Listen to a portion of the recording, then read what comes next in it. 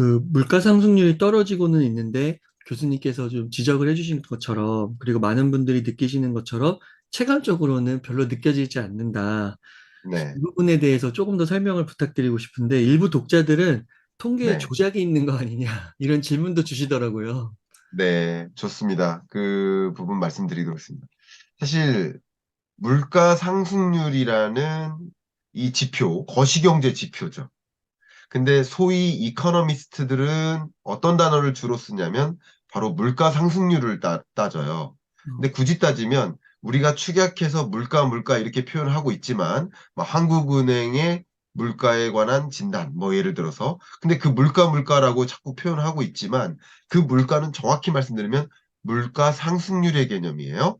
근데 안타깝게도 이 대중들은 그 이코노미스트가 생각하고 있는 물가 상승률의 개념보다는 물가라는 단어에 더 민감하다라는 어, 것이죠. 자, 예를 들면 이런 저희 책상 앞에 이런 물건이 있는데 PPL 아닙니다. 네.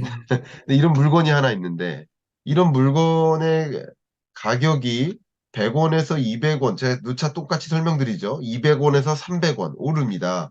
그러면 물가는 어떻게 오릅니까? 100원씩 계속 오르죠. 그러나 물가 상승률은 100%에서 50%. 50%로 떨어지죠. 네. 그죠? 이게 물가 상승률의 개념이다. 이 물가 상승률은 전년 동월과 비교해서 지난해 동월 그 가격과 빵 가격과 올해 빵 가격이 얼마나 차이가 있나. 우리의 소비 품목 460여 가지를 조사해서 그 소비자 물가 상승률을 전년 동월과 비교해서 등락률을 계산하는 것이다. 자, 그러면 이렇게 말씀드려 볼게요. 여러분이 체감하시는 물가는 물가 상승률이 아니라 물가일 가능성이 높아요. 무슨 아, 말씀이냐? 자, 여기 그래프를 제가 다시 드리겠습니다. 물가 상승률은 떨어지지만, 물가 상승률은 떨어지지만, 여전히 작년보다 3.7%나 물가가 올랐다라고 해석할 필요가 있어요. 어, 됐죠? 네. 그러면 이제 오해가 한 가지 풀릴 것 같습니다. 물가 상승률이라는 단어를 이해하실 때 물가로 받아들이지 말죠. 왜냐면 내가 왜 이렇게 물가 높은데 저거 통계 조작 아니냐? 이렇게 저희 채널에서도 독자분이 질문 남기신 분이 계세요. 통계 조작이 아니라 물가 상승률과 물가의 단어의 차이다. 그리고 왜 이렇게 체감 물가가 다르냐라는 그 질문에 대해서 설명드릴 내용은 정말 많습니다. 아마 한 시간 동안 말씀드려도 그 근거는 많아요. 근데 저도 이제 이 경제 공부 무작정 따라하기라는 과정을 만들어서 거기서 이제 상세히 설명해 드렸는데 거기서 일부만 제가 말씀드리면 이렇습니다. 예를 들면 여러분이 체감하는 물가는 일단 물가 상승률이 아니라 물가일 가능성이 높다라는 거. 그러니까 여전히 3.7%나 물가 오르기 때문에 체감 물가는 높은 것이다. 두 번째는 여러분이 체감하시는 물가는 제각각 원래 다른 겁니다. 원래 다른 거다. 체감 어, 물가는 원래 높은 것이다. 이렇게 말씀드릴게요. 왜냐하면 저는 소비하는 품목이 많지가 않아요. 별로 뭐 이렇게 소비할 일이 별로 없습니다. 우리 웅달님 만나면 맥주 한 잔 사드리고 네. 근데 그게 막 체감 물가로 느껴지지가 않아요. 근데 어, 그나마 느껴지는 게 주유비예요. 예를 어, 들어서 일주일에 한 번 정도 주유를 한다고 치면 어, 이 주유비가 떨어졌나? 제 체감 물가는 떨어졌어요. 제 어, 체감 물가는 주유비니까. 뭐 어떤 분들은 체감 물가가 식료품 물가일 수 있어요. 특히 주부님께서는. 네. 사람마다 주로 소비하는 품목이 다르니까 그 소비하는 품목의 가중치가 많이 부여될 테니까. 오로지 음, 그거밖에 생각이 안 나는 거예요. 그죠? 아, 그러네요. 그러니까 그 가격이 높은 거예요. 제가 건설사 사장님과 대화를 하는데 요즘 물가가 뭐 한 200% 되는 것 같다. 이런 말씀을 하신 적이 있어요. 작년에. 그 음, L사 건설사 대표님이 뭐라고 하셨냐면 철강 스크랩이 너무나 가격이 높고 구할 수가 없어서 물가가 무슨 200%인 것 같다. 어, 그러니까 이 건설사 사장님의 체감 물가는 철강 스크랩 가격일 거예요. 이해가시죠? 네. 저마다 체감하는 물가가 다를 것인 거죠. 아마 이 반도체 업계에 계시는 분은 물가가 엄청나게 떨어졌다고 생각할 수도 있어요. 뭐 디램 가격이 많이 떨어졌으니까. 그러니까 저마다 체감하는 물가가 다른 것이에요. 근데 여러분들이 유독 체감하는 물가가 뭐 유독 더 높게 느껴지는 부분이 있다. 뭐 세 번째는요. 물가가 오를 때는 지각하면서 떨어진 것은 지워버려요. 어, 슈퍼마켓 가가지고 물건 사는데 호박 가격이 지난주에는 1,000원, 이번 주는 2,000원. 근데 또 다음 주에는 다시 1,000원으로 떨어질 때가 있어요. 원래 급등락하니까. 근데 음, 2,000원으로 오를 때는 받아들이고, 물가 왜 이렇게 높아? 근데 떨어질 때는 잊어버려요. 그러니까 네. 그런 경향도 있다. 여러 가지 특성이 있고 또 한 가지는 우리들의 체감 물가는 지난주 대비예요. 우리들의 체감 물가는 지난달, 지난주, 지난번, 어제 대비입니다. 그러니까 지난번 주유했던 주유비 대비 얼마나 올랐나?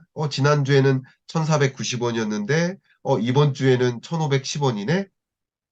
지난주 대비에 우리의 체감 물가는. 근데 이 소비자 물가 상승률은 작년, 전년 동월 대비.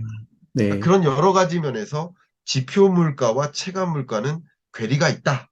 이렇게 인식하는 것이 중요합니다. 어, 이렇게 인식하지 않고 지표 물가 왜 저래? 이렇게 해버리면 경제와 멀어지는 거예요.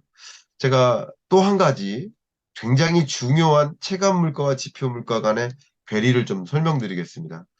제가 잠깐 이제 홍보인데요. 예, 경제 공부 무작정 따라하기 이 과정에서 이런 것들을 더 구체적으로 설명을 드리는 거죠. 정확하게 경제 언어를 이해하자. 물가 상승률이라는 개념을 정확하게 이해해야 되는데 그게 나와 내가 체감과 다르다고 해서 그게 잘못됐어. 이렇게 생각하시면 안 된다는 거죠. 예를 들면 부동산 매매 가격도 등락률이 지금 마이너스예요. 마이너스 0.3이에요. 그런데 우리 동네 집값은 지금 10% 오르고 있는데요. 만약에 그러면 나의 체감과 그 평균 집값이 다르다고 해서 그 평균 집값 등락률이 잘못됐다라고 받아들이지 마시고요. 제가 말씀드리고 싶은 건, 우리 동네는 오르고 있는데 평균 집값이 마이너스다. 그러면 우리 동네를 제외한 나머지 동네는 더 많이 떨어지고 있다. 이렇게 이해할 필요가 있는 거예요. 아, 그러니까 평균 그 자체가 굉장한 의미가 있다는 거죠. 네. 거시경제를 이해하는 데 있어서. 그래서 경제의 언어를 이해하는데 이렇게 물가 상승률과 체감 물가가 다르다는 걸 이해하는 것도 굉장히 중요하다는 거죠. 자, 그런 관점에서 제가 하나만 더 말씀드릴게요. 왜 체감 물가가 다를까? 이 무따기 과정 안에 들어가 있는 그 교환인데요. 엥겔 지수로 많이 얘기하죠. 소득 분류별로 봤을 때 저소득층일수록 1분위가 저소득층이에요. 5분위가 고소득층이고요. 저소득층일수록 전체 소비 지출액에서 식료품 소비 지출액이 차지하는 비중이 더 높아요. 음, 물론 절대 식료품 소비 지출액은 고소득층이 높겠죠. 고소득층은 소고기 사 먹고 저소득층은 소고기 못 사 먹고 예를 들어 닭고기 사 먹고 예를 들어 네. 그러면 당연히 소비 지출액의 절대액은 고소득층이 높아요. 음, 그러나 전체 소비 지출액 자체가 고소득층은 1,000만 원 쓰는데 식료품에 200만 원 쓰니까 혹은 110만 원 쓰니까 11%인 거고 저소득층은 한 달 소비 지출액이 100만 원인데 그중에 20만 원을 식료품 쓰는데 사는데 쓰시는 거죠. 네. 그러니까 당연히 식료품 가격이 오르거나 이런 식으로 뭐 공공요금이 오르거나 전기요금이 오르거나 이런 것들이 반영될수록 누구에게 부담이 전가됩니까? 저소득층에게. 그러니까 아, 이렇게 물가 높아도 괜찮지 않느냐, 물가 안정화시킬 필요 있느냐, 주가 잡아야 되는데 주가가 지금 계속 떨어지지 않느냐, 주가 올리려면 금리 이제 계속 인하해야 된다라고 말씀하시는데 사실 저소득층이나 중산층 미만을 고려한다면 그거는 사실은 입에 담기 어려운 표현이에요. 어, 경제를 알고 보면. 그죠? 네. 그 높은 물가를 생각하면서 아니 주가 얘 때문에 금리 때문에 지금 주가가 지금 못 오르고 있는데 금리 빨리 인하해달라 음, 이런 표현은 어쩌면 전체를 보기보다는 나를 본 거죠. 그런 관점에서 역시 저소득층일수록 이런 물가가 오르는 것에 대한 부담이 가중되니까 더 힘든 거죠. 그 짐이 무거워지는 거죠. 이렇게 체감 물가와 물가 상승률의 차이가 있다. 차이가 있는 것을 이해하는 것도 굉장히 중요한 경제 공부다. 이렇게 말씀드리겠습니다. 와, 물가 하나에도 이렇게 깊은 뜻이 복잡한 요소들이 결합되어 있네요. 네. 교수님의 이 경제 공부 무작정 따라하기를 꼭 공부해야 될 것 같습니다. 아, 말씀 감사합니다. 그리고 이 짧게 이야기를 해주셨지만, 통계에는 조작이 없는 걸로. 아, 네, 통계가 조작이 있다고 네. 받아들이기 시작하면 그러면 무얼 믿겠습니까? 그럼 코스피는 믿으세요? 금리는 믿으세요? 음, 그러니까 통계가 조작이 있다고 생각하지 마시고 조작이 있으면요 그냥 다 쇠고랑차입니다. 어, 통계청장 쇠고랑차입니다. 그렇게 가정하지는 마시자는 거죠. 오류가 있을 수는 있겠죠. 인간이 하는 일이니까. 그러나 그걸 오류가 절대적인 이유다라고 가정하고 받아들이시면 경제가 더 멀어지시는 거죠.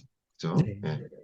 자, 안녕하세요. 웅달직방 구독자 여러분, 경제 읽어주는 남자 김화석입니다. 매번 또 우리 웅달님하고 즉시 분석으로 여러분께 찾아뵙고 있는데 경제 전망 뭐 보고서 발표되고 할 때마다 그게 얼마나 시장에 직접적인 영향을 미치는지를 아마 체감하고 계실 것 같습니다. 다양한 거시경제 변수들이 경제가 이렇게 톱니바퀴처럼 돌면서 운용되고 있는지를 제대로 들여보고 그 들여다본 다음 적절한 그 시대에 맞게 의사결정을 내린다면 항상 잃지 않는 투자하실 수 있겠다. 그런 면에서 우리는 경제를 공부해야 된다.